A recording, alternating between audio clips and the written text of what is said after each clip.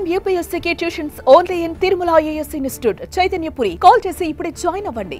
తల్లిదండ్రుల ఇష్టాలకు వ్యతిరేకంగా ప్రేమించడం, పెళ్లి చేసుకోవడం చేస్తున్న యువతీ యువకులు దారుణ హత్యలకు గురవుతున్నారు. పరువు కోసం పాకులాడి ప్రాణాలు తీసేస్తున్నారు. ప్రేమించిన వాడిని చంపడం లేదా తమ పిల్లలను, కుటుంబ సభ్యులను చంపి తమ కోపం తీరిందని భావిస్తున్నారు. తాజాగా తెలంగాణలో మరో పరువు హత్య చోటు చేసుకుంది. తమ కుమార్తెను ప్రేమిస్తున్న యువకుడిని ఆమె తండ్రి గొడ్డలితో నరికి హత్య చేశాడు.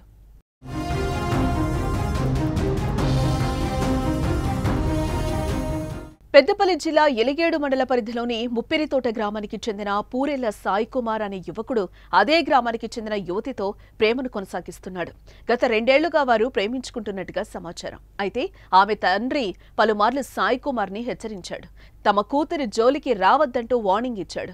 కానీ వారు ప్రేమను కొనసాగించడంతో సాయి కుమార్ బర్త్డే రోజు దారుణంగా గొడ్డలితో నరికి చంపాడు. గురువారం రాత్రి హత్య జరిగింది. మృతుడి కుటుంబ సభ్యుల ఫిర్యాదు మేరకు ముప్పిరితోట గ్రామానికి చేరుకున్న పోలీసులు పరిస్థితిని సమీక్షిస్తున్నారు.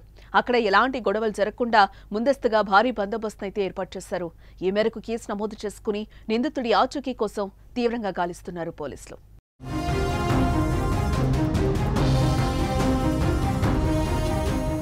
రాష్ట్రంలో వరుస పరువు హత్యలు జరగడం తీవ్ర కలకలం రేపుతోంది.